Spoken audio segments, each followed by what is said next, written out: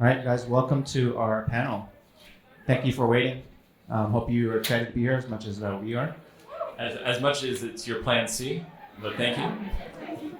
Plan A. Well, this talk is about what art schools don't teach you. It's kind of a bait and switch. We're actually going to talk a little bit about our soft skills, how to develop soft skills and what they are. But I wanted to kind of first set us up so we can do a little quick intro of who we are. I'll start. I'll have Sip start. Okay, yeah, hi. I'm Sip, John Cipriani, full name, but everyone calls me Sip. I've been working in the industry since 2010. And by industry, I mean video game industry. So I worked at EA, I worked at Gameloft, and now at Supercell, and worked on games like Clash of Clans or Clash Royale, if you've heard of those games. I'm here today to talk to you about soft skills, which is like a critical factor in being successful in the industry, because it's a very collaborative thing. And I'll pass this over to Ken. How long have you been at Supercell, Sip? Almost 7 years. All right. Great. It's a long time. My name is Ken. I've been in the game industry about 20 years now. Notable titles I've worked on are Halo 3, Reach, ODST, Scribblenauts franchise, Scribblenauts Unlimited, Unmasked, social casino games, first-person PC, Fear, Condemned, 1080 snowboarding games for GameCube. I've been at Supercell for about 5 years now. I'm excited to be here. All right, let's get this talk started. Cool. We'll have a Q&A at the end if we have time. We'll try to make it, try to go through this pretty quickly. So if you look over there to your guys' left, we will have kind of a very image-heavy presentation. And hopefully you can really just focus on listening. All right, so what is the problem that we're trying to solve here? Basically, if you feel like you have any of these problems, hopefully this talk will speak to you. Do you have trouble with feedback, like giving and receiving feedback? Do your pitches seem to not land? Have you ever felt unconvincing to your colleagues, peers, or your boss? Do you have trouble explaining your art to others? Do you feel like you've plateaued as an artist? And do you ever ask yourself how you can grow? And if any of these questions you can relate to that, then hopefully this will speak to you. All right, so what do you mean by soft skills? I'm not going to read that. You can read that for yourself. All right. So this will be kind of the loose structure in which we'll kind of present this. We'll talk about feedback, character, and technique at the end. And hopefully this will be more like a conversation between Sip and I. We can kind of be very loose about it. All right, let's talk about feedback. All right, so why should soft skills even matter to artists? We talk about how do you render things, what brush do you use, and talk about style. And I'm sure a lot of these talks are about how to improve your technique. So this really is focused on all about soft skills, and really about EQ, emotional quotient. I think that's what it's called. Well, emotional intelligence. Yeah, emotional intelligence. But in terms of what we do as artists, we give and receive a lot of feedback throughout our career. So this is a very tangible thing that will affect you in your career, and also you might be in a position where you're actually giving feedback as well. So I think how you're able to approach this will affect your careers very much. So, and the thing about soft skills, it's the only kind of skills that you learn in a group environment. It's unlike hard skills where you can just teach yourself in an isolated area. Soft skills really require interaction between other people and different people as well. People who don't think like you. All right, so I'm going to talk about how descriptors imbue value. And what do I mean by that? I mean, basically when you go to a restaurant and the waitstaff explain what the dish is going to be served to you, you all of a sudden add value to that dish and that experience, and you'll be looking forward to it. When you listen to music on the radio, if you guys are old enough to listen to radio, the DJ sets up a song to tell you about the artist, what their background is, maybe some little blurb and snippet about that to set it up. That actually matters to how you view and frame the song that you're going to listen to next. Or say, for example, an MC, they introduce the next speaker, so that really helps introduce, like we introduce ourselves, so that kind of helps you understand who we are and what we're saying. Also, if you're doing an art show or you're at a convention, what you tell what you tell the people about yourself, the blurb that you write underneath your art, or how you introduce yourself at a convention, all that is framing, and basically you're describing yourself to others really quickly. All that really sets it up, and all that matters. Yeah, you're really helping set expectations for those that you communicate with. And expectations management is a key part of feedback. And learning how to give effective feedback and direct feedback is critical whenever you're collaborating with someone besides yourself. And a key aspect of giving effective feedback is learning to speak multiple languages. And I don't mean actually speaking different languages. I mean learning how to communicate with different professionals who are non-artists. So in the game industry, for example, we work a lot with designers, with coders, everyone who doesn't understand art and doesn't know how to properly communicate that. So when I'm talking about speaking multiple languages, it's really about learning to communicate in a language that they understand, or teaching them how to communicate to you as an artist. Like, can you teach them what value is, what tone is, they don't have words for these. They can say, I don't like it, but I don't know why. But if you teach them like, hey, these are some basic things on how you can communicate with me, then that makes the communication much more easier to explain. So describe why you like something. These 5 words I want you to remember. I can tell a lot about a person by how they describe what they love to do and what they're about, what their jam is. I ask them, hey, why are you into this? And I just can sit and listen to them for about 5 minutes. And and like, tell me more, and as they keep talking about it, I can understand how much they love it and how passionate they are. So imagine what you love, and can you talk about it for 5 minutes? Like, stand in front of the mirror and just talk about it. I want to hear you talk about it. Note how the words you're using, how you sound. Did you stutter? Did you use the same words? I want to hear how you sound when you're talking about your favorite thing. Another way you can kind of exercise this is you can try to describe something without using a picture at all. Like, use your words verbally. I know that we are taught how to draw, use color, use our visual language, but I would like you to try using other forms of communication, like verbal. Do you find yourself relying on like a lot of pop culture references? Oh, this is like Breath of the Wild meets, what have you, and you keep using the same languages over and over. Do you feel like you are continually leveraging your references all the time?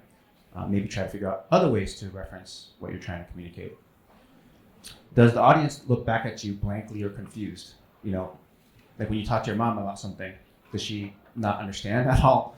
What does she look at you blankly? Like, oh, I love you anyway. They're there. Yeah, they're there. We just, I know sometimes my mom looks at me that way. With disappointment. Disappointment, yeah. How do you listen to somebody talk about something that you're totally disinterested in, and how long do you listen to that person? Do you disengage? Do you stay engaged with them? Note how you feel when you're listening to somebody talking about something you're bored with. And then, as artists, visual artists especially, we tend to describe a concept only in visual terms. So use other things like analogies, meaning, story, feeling, or taste, or just importance or relevance to the product. One of my colleagues just comes up with a lot of analogies that I've never heard before, and I love digesting it. He would say stuff like, this person looks angry like a liberal that's been punched, right? I'm like, oh, what does a liberal look like when they're punched? And you got to start thinking about it, and like that sticks with you. All right.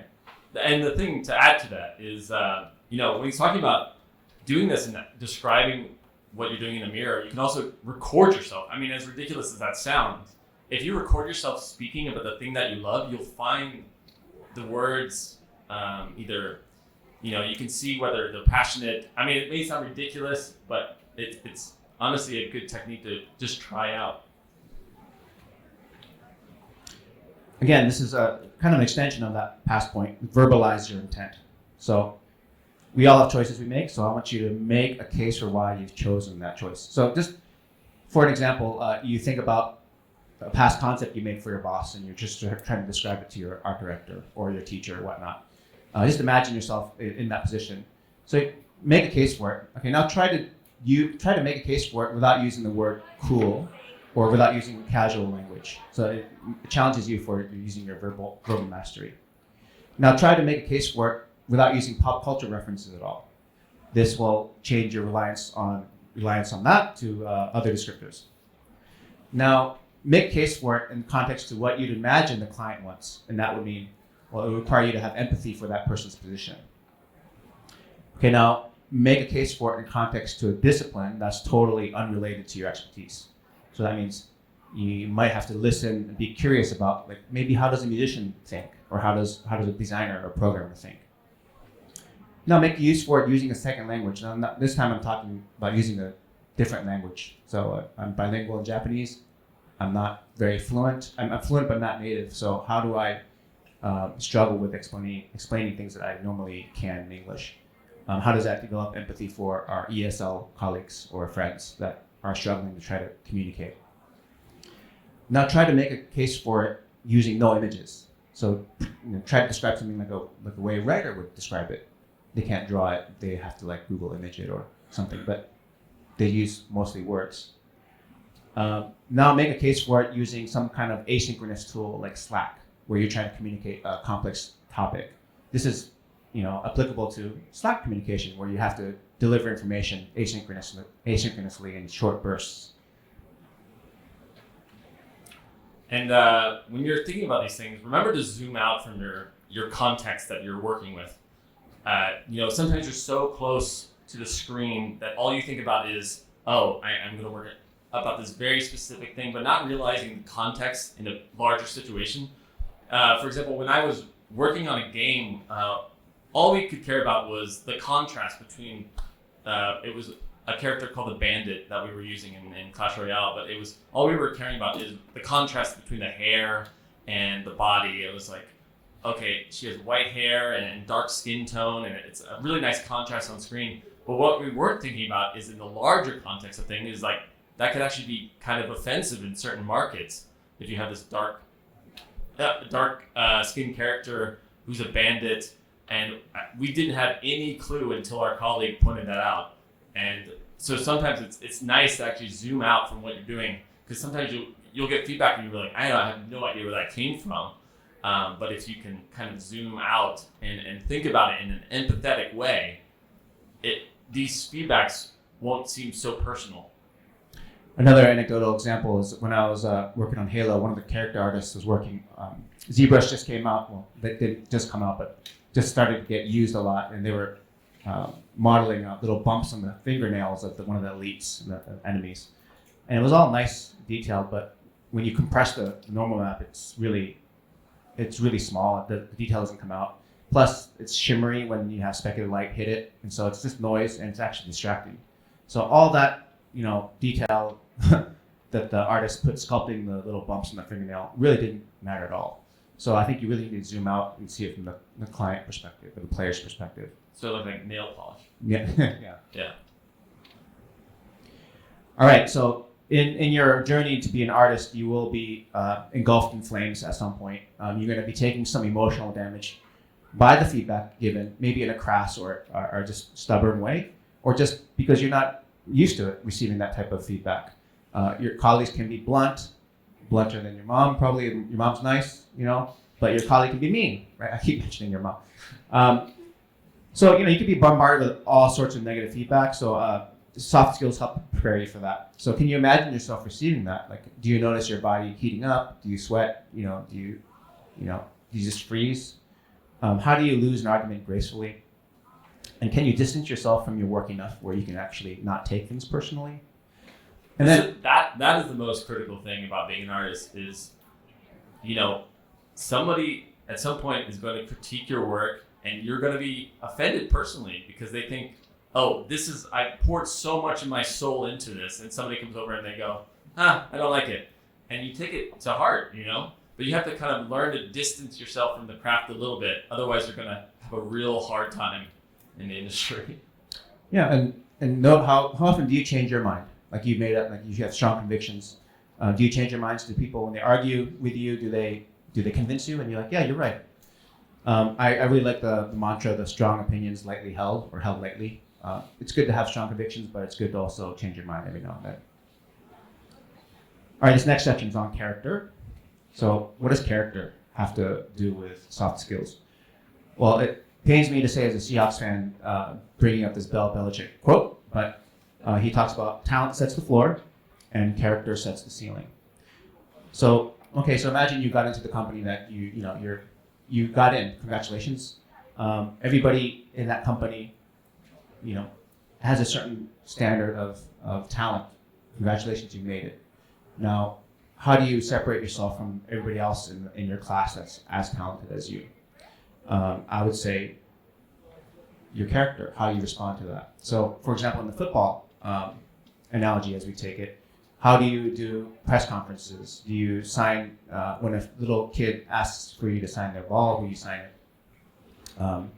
Do you say encouraging words to your teammate when they lose, etc.? How do you lose gracefully? So if all things remain the same, what separates you from the rest? And this section is all about character. I'll get into that. Yeah, and to be frank, I would rather take, if I'm looking for candidates, I would rather take the person who's maybe mediocre, but has a lot of energy and positive personality than the guy who's really good, but is an asshole. I mean, nobody wants to work with an asshole. All right, so this section is called doubting the messenger. Okay, so what do I mean by that? It's kind of like, the don't kill the messenger thing. But notice how you yourself add qualifiers to people giving you advice. You're like, what do you know? You can't even draw. Look at how you draw. In your mind, you're saying that. And so you don't really listen to them, or you kind of add an asterisk to the comment. Or if a producer says something to you about art, and like, well, he's not an artist, or he or she's not an artist, so I don't really have to listen to their opinion. They don't count. But the majority of the world is non-artists. Their opinions count too. So notice your own reactions to that, and then apply that to yourself. Okay, well, how do people qualify you? So let's work on ourselves. Let's flip the script, and that means people are qualifying you as well. So if you want to be heard, I think it's important to know that we should work on ourselves as well. Well, what makes you qualified to speak to this? Whatever thing that you're commenting on. Do you have actual lived experiences? How do you categorize your style of speaking? Are you able to have thoughtful banter with a person? Do you leave any memorable anecdotes when you leave a conversation? All these things about how you interact with people. Be like, note how you come off, right? And be true to that, and just realize that, hey, I might be coming off kind of arrogant here. Maybe I should tone it down a little bit. Whatever the case may be, you'll have to figure that out on your own. Yeah, it takes a lot to be kind of self-aware and also try to be empathetic in that moment. And then empathy is sort of our next topic on this, but it's a huge aspect of everything you do and the way you get feedback and the way you communicate forward. And Ken will go more into it now. So this section, empathy is disarming. I truly believe this. And what does this really mean? When someone gives you an opinion, they really want to be heard. Like they are like, I don't like this because it's red, or this character looks too much like a baker, or versus what it needs to look like, or whatever it is. So knowing that, you really should authentically listen to them. So are you actively listening to them, or are you just waiting your turn to say your piece? Like, does the person you're talking to leave a discussion with you feeling actually heard, or they're just like, I don't think he listened to me at all, Also, this image of Ken Watanabe feeling the carpet from Inception is that the architect didn't go into the details and make the right carpet, if you remember that. So creating worlds actually requires empathy. What does it look like to be in this, warehouse that's, entropied with rust all over it on this corrugated metal? So the architect in Inception had to really fill out that world, right? And how can you even understand your client without empathy at all? So you really need to develop that as a core soft skill.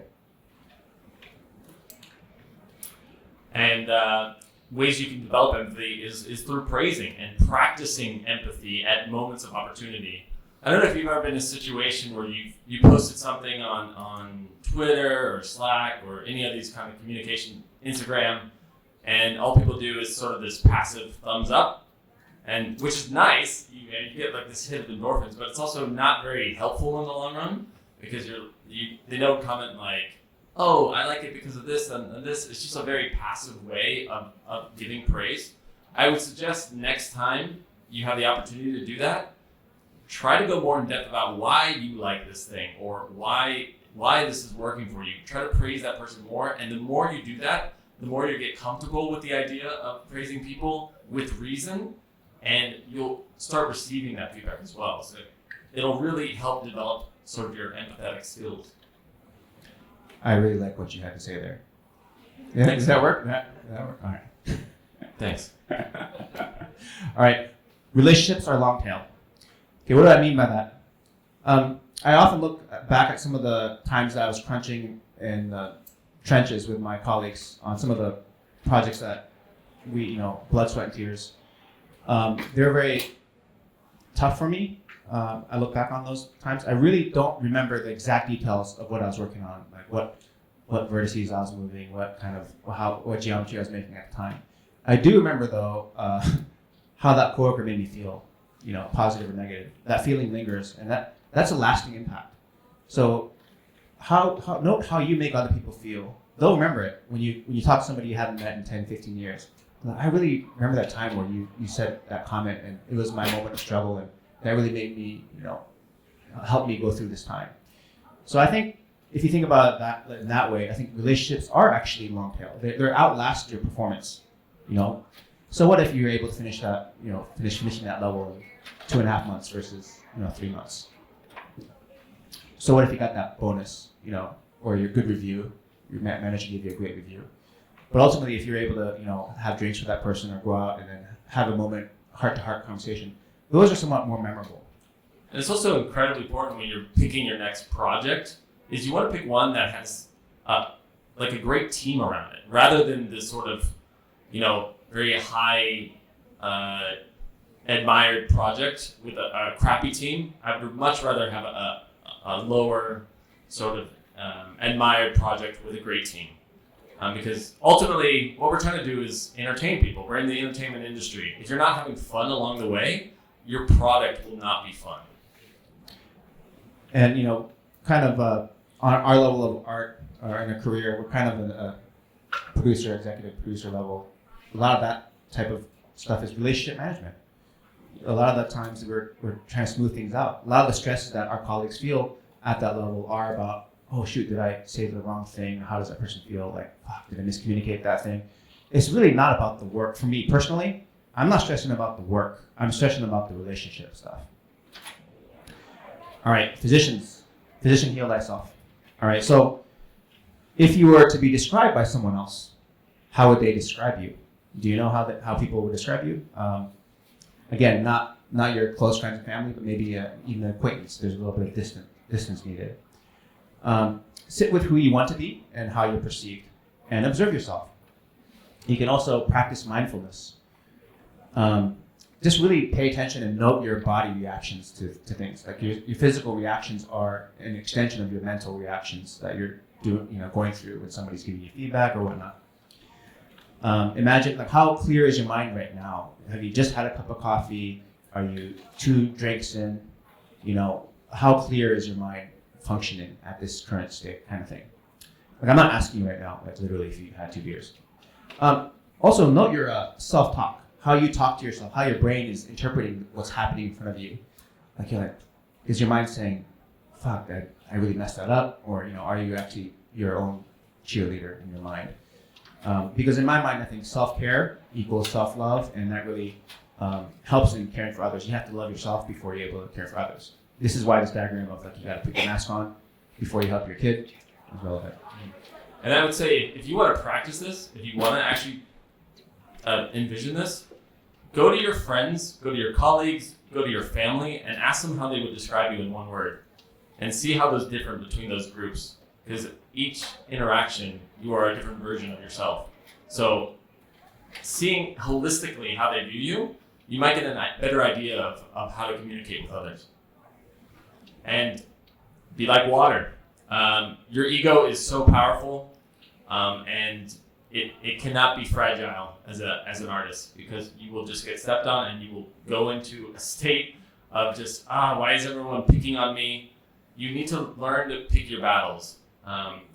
Don't get so immersed in the work that you're unable to let it go. You have to say, okay, this is the battle I want to stick my ground, and this is the battle I think I can allow them to win. Because, when you're thinking about people, you can't win every single battle. You have to give them one, and maybe they give you one in the future. So be water, be flexible, and don't stress too much. All right, let's talk about technique. Okay, so we talked about these nice things, but how do we actually improve our soft skills? Let's talk about technique. All right. So I love Angela Duckworth. I listen to a lot of her podcasts. If you listen to any Freakonomics stuff, she's on a lot of them. She says, if you're never able to tolerate a little bit of pain and discomfort, you'll never get better. So this whole section is about technique and essentially about choosing discomfort. And I'm going to go into how we can choose discomfort. In the three categories I'm going to talk about, this first one is going to be about entering new spaces. So in this GIF, it's west of Westeros. If you haven't already watched Game of Thrones, spoiler. So let's talk about physical travel. Physically entering new spaces, like actually going to a different country, going to a different state, going on a road trip. You gain lived experiences through traveling. You can reference them in your art or how you communicate. You can also literally learn another language. It'll open up your mind banks. You'll have a whole other set of words to Google. You'll have other ways of poetically describing things that no one else in your current language could do. It also reframes the consumption of pop culture to a different framing. Like if you're exposed to like K-pop or C-pop or whatever pop in a different culture that no one else knows yet, or it's undiscovered, you have access to references that are niche. You can also divorce a lot of your current framing of what you know of pop culture and start thinking beyond that and globally, because we're working on global franchises. Yeah, if you think about it, whenever a new Disney movie comes out or a new animated film, what is the first thing that they do with the artists? They fly them to that location to experience the culture they're trying to create and get ideas that you would otherwise couldn't get on the internet. You can't feel the rocks, you can't live the culture unless you're physically there. And just gathering more materials to your library is going to help you create new worlds and new experiences that people haven't seen before. And it really puts your mind outside of your own world and think about, I've never thought about it that way. How do they think about this in Japan? Yeah, I want your carry-on suitcase to have dents and stickers from the places you've been. It tells a more interesting story than the nice, clean, fresh one. All right, traveling new spaces. Pursue novelty, which is another way of saying suck at something. All right, so if you're great at something, congratulations, you're great at something. Know what you're great at. That's great, but you're probably already, if you're great at it, you're going to be comfortable at it. I want you to think about what you suck at and try to do that. It's kind of reliving what it means to be new at something and being a student again. Like once you've done something so well, you're kind of a pro at it. Now it's second nature. But you kind of forget what it feels like to be humble and a student again. That's really nice. And then you can also go back to school. America is a land of second chances. You see people that are in the 40s and 50s getting their second or third degrees. This is great. I love seeing that. So pursue novelty, suck at something. Nurture hobbies outside of your art. So you can really enrich your life with other hobbies. I think your art can be more dimensional if you live a full life. If you're only about this frogs and you're just all into frogs or one thing, you can easily become one-dimensional, and that might be your thing. You might be known for frogs, nothing wrong with frogs. But say you go, I don't know why I picked frogs. Say you go into frogs and then you try a new dish and cultural food and you're like, oh my gosh, this is great, and then now you totally. No, I know what frog tastes like, and you have a different perspective. You can also relearn how non-artists see the world. I mean, we're so in our heads. We're so much just thinking about how we are as artists. Also, save some space for your mind to enjoy things without the pressure of capitalism and pursuing something that's fit for consumption. I I traveled the con circuit selling a lot of my merch, and everything I did that was drawing, I tied it to an asset and how much I could sell it for. And I kind of lost the joy of what it meant to be drawing for self-care. So that was kind of an example for me. And your interests make you interesting. When you have, be the most interesting person in the world, kind of that commercial. I can tell if you can't catch up with a conversation because you don't know anything about dragons, or you don't have it, wherever the topic takes you. And also, how can you make relatable content if you yourself cannot relate? And this kind of points back to empathy. All right, so this next section talks about focusing on the inputs. So the quality and the breadth of the ingredients. Yeah, so you got to focus on your wellness. I think oftentimes that the stereotypical artist is one by their Wacom tablet in the dark, with just the glow of the screen feeding them energy, and that's like sustainable when you're in your teens and early 20s. But as you get older, that's going to go downhill quick. I mean, we live in Finland, and Finland is dark for like 6 months of the year, and we require like vitamin D pills just to get us by in the winter because there's this thing called SAD, which is a seasonal affective disorder, and it makes you depressed. And when you're depressed, you don't want to do anything. So keeping your body like focused on the right things, meaning you can do more art. So don't forget to neglect that aspect of your being. I think artists are very prone to like these waves of depression. So stay healthy and on top of it, not only physically, but mentally. Like think about therapy or life coaches or things like this that's really going to exercise your mind and your body so you can do the things that you love. There's this great book called Atomic Habits that speaks to the power of these tiny gains. And if you're thinking about like, oh, it's so hard to start anything, right?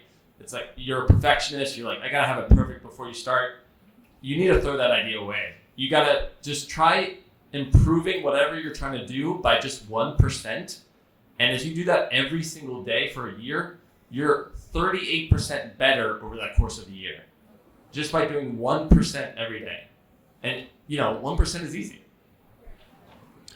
All right, on the topic of inputs, how do we continue to develop our soft skills techniques for developing soft skills? Visit artists at cons and shows. Do what you're doing today. Like So congratulations. Yeah, you're doing it. Good job. A+. As you're walking the show floor, observe how they talk about their own work. Ask questions. Hey, what is this about? Why do you have this wolf with the middle finger pointing, and then what this little comic about being a parent?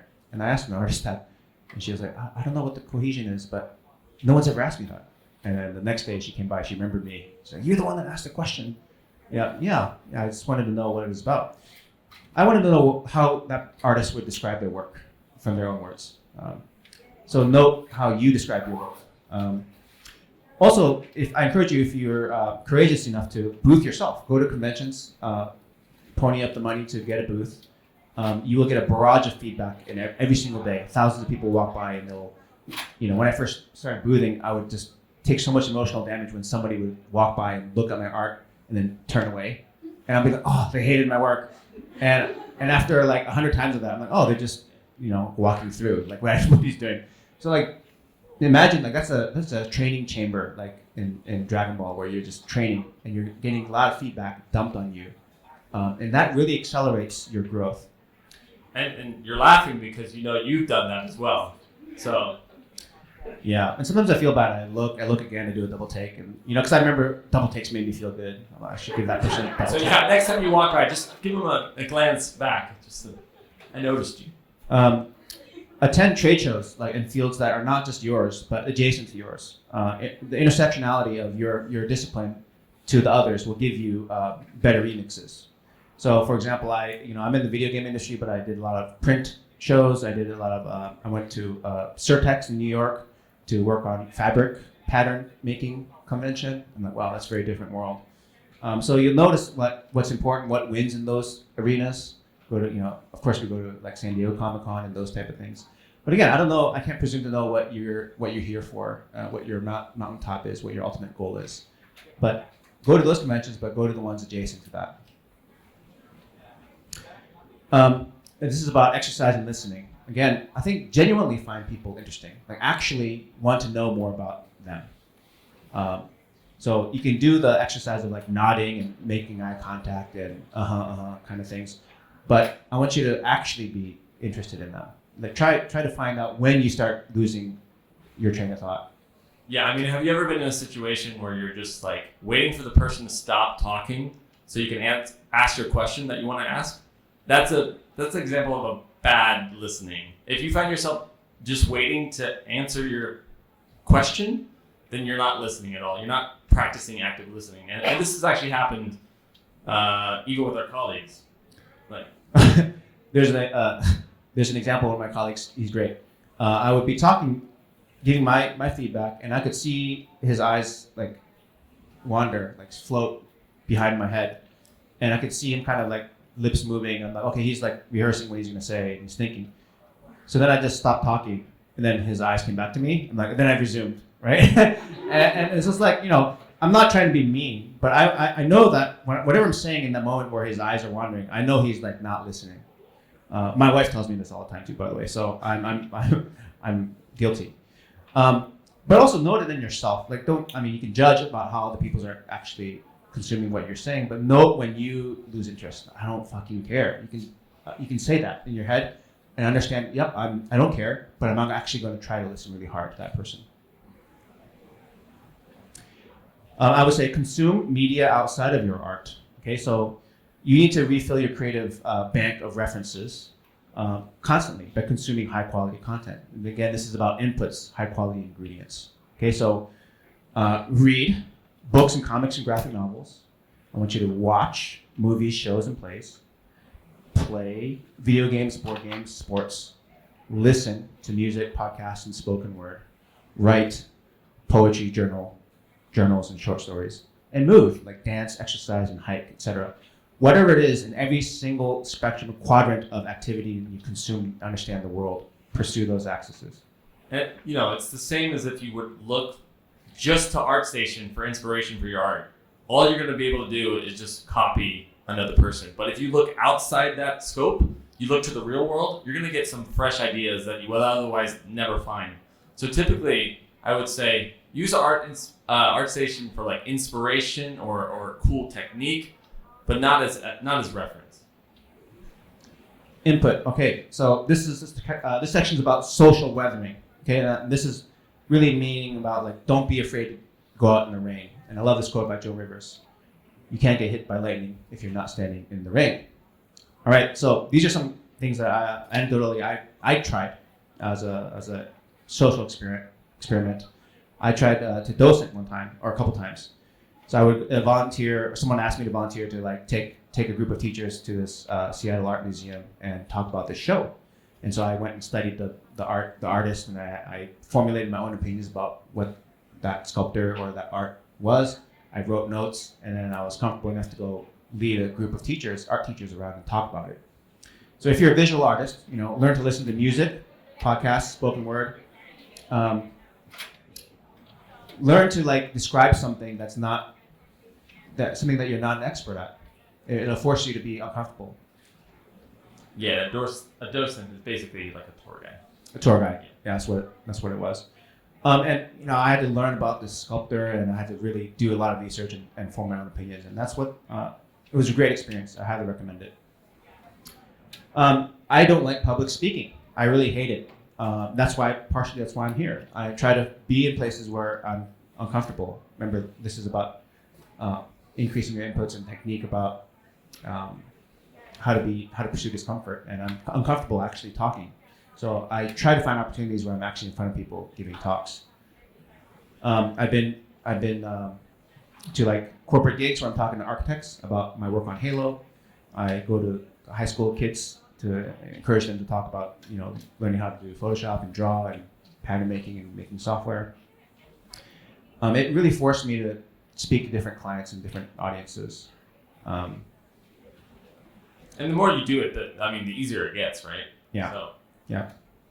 Even though it's incredibly uncomfortable at the time, but as you do it, you start realizing, oh, I've been just saying the whole time, or I've been lingering on some thought and not really engaging with the audience. So this also helps with communicating with other people, and public speaking is a huge aspect of that. All right, and this section is about networking and socializing. This might be tough to hear. I don't know. For me, drawing is a very solitary activity. I've never been able to go to the drinking draws and actually productively draw while drinking and talking. Like, it's really hard for me. Some people can do it. For me, I just cannot. I have to be in a room by myself to draw. So this type of like, hey, go out and network and socialize. It's kind of hard to do. Maybe you don't feel like you're an extrovert at the moment. You could be a split. But getting yourself out there is a way to really, lubricate how you communicate, basically, with people that aren't artists. You're not alone in this. A lot of artists struggle with this, I think. I think if you think about your colleagues or your classmates, how good are how good are they about talking about themselves? You can kind of note, I think the artist discipline is kind of lacking in this ability. Yeah, I forget who says this. I just remember it, but your network is your net worth. So the more people that you know, the more you're probably going to be able to find a job. Like, a lot of the people who come to Supercell, for example, are friends of people who already work there, and they recommend them, and they recommend them. So it's this really like this huge web, and the industry is quite small even now. So not just in video games, but in the entertainment industry overall. So don't burn any bridges when you meet people, and try to develop these kind of deeper connections by doing all these things, having interesting stories, asking about themselves, asking the why, not just surface level stuff, but trying to get deeper than that. And I struggled with this because I was really all in about just my work. So I felt I became one dimensional. I didn't like that. I became paper thin.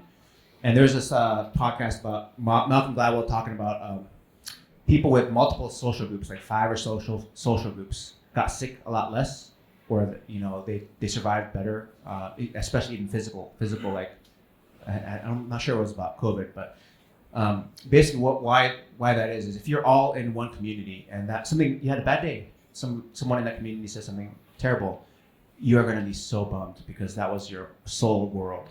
But say, for example, you have a group of friends over here that you just are totally different, and now you have this hobby group over here, you have this book club, you have this bicycling group. So you have a bad day in one group. Well, you have 4 other groups that you lean on. So you're emotionally a lot more stable. You're not going to have as much of a bad day.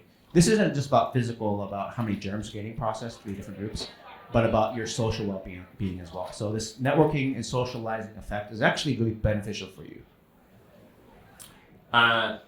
Yeah, and be bravely authentic. So no one's more bravely authentic than Jeff Goldblum. I mean, nobody's like him, right?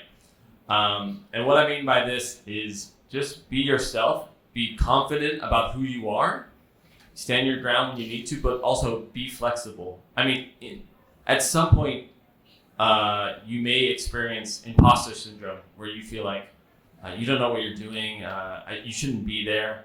And frankly, nobody knows what they're doing. So we're all just kind of making it up. So don't feel like that person, my colleague has everything together, he's so well put together, but they're really not, they're human just like you, and believe in yourself. All right, so I'm going to wrap up by saying this is kind of the summary of some of the stuff we covered about feedback, character, and then technique. So I'll go back in if you want to take a picture. I believe that this is being recorded, so hopefully you guys can go through that after LightBox Expo. And we want to leave some room for questions, so if you guys have any questions, there's a mic right here in the center of the room. Please ask away. Ask us anything. Don't be afraid. Thank you guys for your time. But please,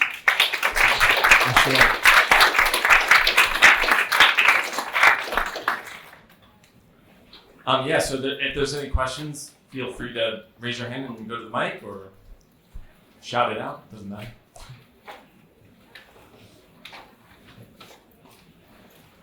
Yep, you have a question over there?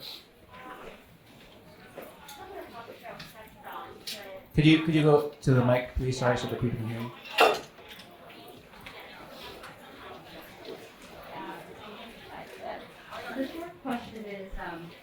how do you handle regret? Let's say you go to an event or you're doing a project, you make a decision, you say something, and you're like, oh God, why did I do that? How do you get over regret? The question is, how do you get over regret? I sometimes dwell on the past, and I find myself thinking about that. And it really, what it does is it pulls me away from the present moment. And I'm enjoying the moment. I'm enjoying what's happening right now in front of me. So when I think about the past or ruminate about it, that's taking that joy away from me now. So I try not to dwell on it because I feel like I'm hurting myself. The same way, rehearsing what's going to happen in the future also takes me away from the present. But I would also say that, it doesn't have to be permanent. You can go back and try to repair that relationship. Relationships evolve over time. You have your lows, you have your highs, but admitting that mistake and owning up to it and going back to it, I think will lead you to some great results. It's very liberating to say, I was wrong and I messed up. And you know what? I'm going to be better. And that's a form of self-care and self-love. Like if you really love yourself, forgive yourself for that mistake. Right? Like really care about yourself. Like we think about self-care, like we mentioned things like ego, about they're kind of negative or self-centeredness. But the other side of that is self-love, which is you deserve to forgive yourself for not clinging on to that regret. That was a good question. Yes, over there. Please step up to the mic, please. Thank you. So when you have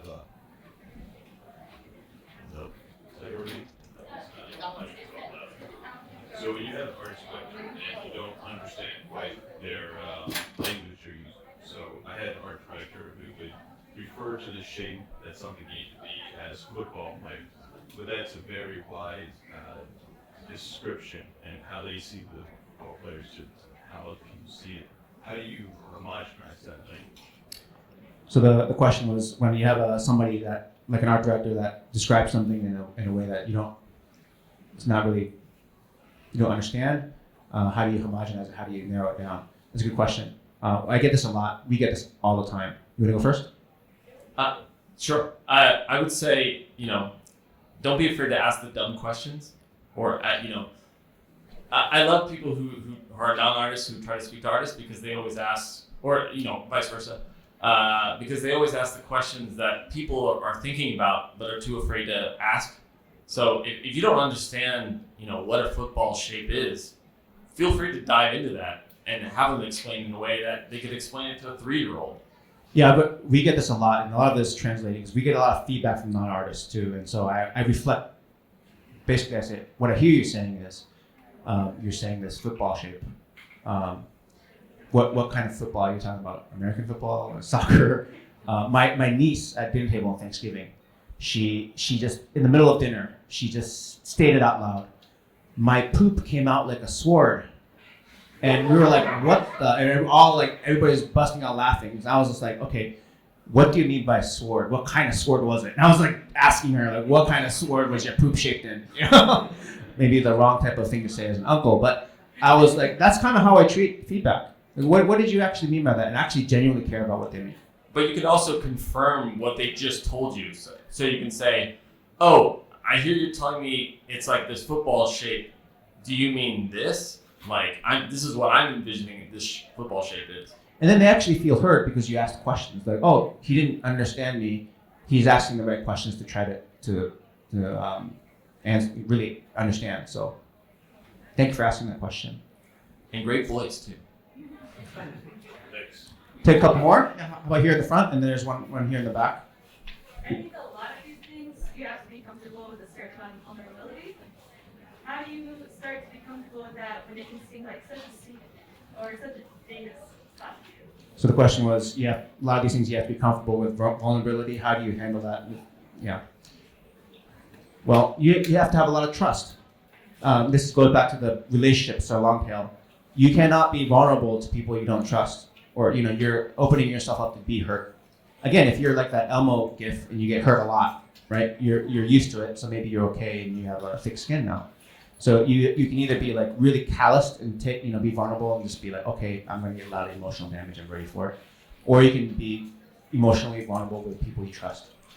But it's also, like I was talking about before, these atomic gains, these small gains, just slowly, dude. I'm not saying be open a book, just give them little pieces until you're more comfortable over time. As you grow your vulnerability and the trust with them, then that will really expand over the course of a year. All right, I see you had a question. Thank you for asking that question. Something I found out was learning about something I love for the subject was very important. But I was looking into the mobile games industry because it's something that I feel like jives really well with the art. I really like the art, but I don't have that love for mobile games. There are many things that I dislike about it. So how do you think we'll learn the compromise between those two? Would it be worth looking into and selecting a path? Good question. The question was, sometimes the love for the subject matters, but you don't get to pick your project. That's how reflecting in a different way. Honestly, I am both an independent artist as Enfu. I created my own art. It's a very singular style. I also was a studio artist, working for many studios like Bungie or Fifth Cell. So there's two ends of the spectrum. When you're an indie artist, you have to be noticeable amongst a crowd of other artists. So you have to be very consistent with your style. When you are a studio artist, you have to be a master forger because you don't necessarily get to pick at the early stages, get to pick whatever job you get. You're basically at the bottom of the ladder. So I had to learn how to create, horror and learn how to do snowboarding. We went on snowboarding trips. I didn't know how to snowboard. So as you're going through the ranks, I didn't have the ability to choose wherever I wanted to work. So I had to learn how to make stuff for snowboard. I didn't care about snowboarding. So when you're in a studio track, to be valuable to a company, you have to become shapeless in some ways. So that kind of answers the question. Like sometimes you don't get to pick the project and you have to basically suck it up, right? The other thing is you can actually, you have agency. You can leave that job. You don't have to do that. You can actually go the indie route and do it on your own. Be your authentic self. And then on your day job, you make the thing that you don't care about really, but your boss tells you to make. But I would also say try to reframe your mindset so that you're not focusing on just the art style or just the type of game that you're making, but think about what are you learning in this process. Like you can make anything kind of cool. Like even if you're working on a trash can, like what are some other ways you can think about it to really make it interesting for yourself? Yeah, believe me, I've had to create many objects I didn't give a shit about. I can walk this floor and I can tell immediately what people care about. That's a difference, right? Thank you for asking that question. It's very relevant. Maybe one more question and then that's it. All right? How about here in the front? Hi. I'm an animation illustration major at San Jose, and we're starting off our pursuit the journey of this industry. And I wanted to ask you guys, what was your guys first when you network and all that, media with consumer artists? What was your guys first opening into the dime of meeting up these people and getting to know them, and sooner or later building up the relationships? Great question. The question was, how do you network essentially? What was your first networking experience? Well, I would say, when you're first at these if you've ever been to your first event, it can be overwhelming. I mean, you're so full of excitement. You want to meet your heroes basically, and you're just so engaged with buying art and seeing everyone, and it's overwhelming. So you really need to maybe set that expectation aside for that very first one, but over the course, once you've calmed yourself down, you can really start asking questions. It's like when you're going up to a booth artist, instead of just saying, "Oh, I like your art," ask the deeper questions about, "Hey, what is this about? What did you think when you were doing this?" And then start just having a conversation with people, and you'll find that even your heroes are very approachable. I mean, everyone here in the exhibit is here to be approached. I mean, that's why they put themselves in front of you. They're at a booth to talk to people, and they want to sell their art too. They want to have conversations. They want to meet people as well. So just don't be afraid to ask the deeper question. And thank you for bringing that up. I think this LightBox Expo is a great convention to be at. I love this show. There's a high concentration of talent. and it can be very intimidating. But there's a lot of other shows there that have like artist alleys and other places where you can enter where there's a lower level of, I would say, up and coming artists that aren't as necessarily curated. I would highly recommend trying to attend those and asking questions to the people that are also around the same level. They're also trying to be at these network events, and you'll soon realize that you're not alone. You have a bunch of peers that are doing the same thing, and you'll be emboldened by their presence. So you're doing the right thing by being here, asking the right questions, walking the floor. Continue to do that. Review some of the tough stuff we talked about techniques, about how to improve your soft skills. And think about just how lucky you are to be here at an event where the barrier to talk to your hero is nothing. You know, you can physically sit down with them at the same level and just talk to them as humans. So, you know, asking questions like you just did is a perfect start. Yeah, when I was boothing and when I was on the other side of the booth, as an artist, I would remember the people that would come by every single year. And the faces are familiar. So you can build those relationships and network over time at every single convention. There's Designer Con, the CTN, all these conventions all over, especially up and down the West Coast. There's a lot of them. So you have so many opportunities to go network, hang around Stuart Eng's booth, pick up all the art books, maybe meet the Loish or whoever is signing, talk to everybody, and be that person that they'll remember you for. I certainly remember the people that came back every year after year.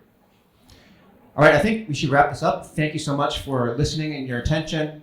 Thanks for attending. Yeah, thank you very much.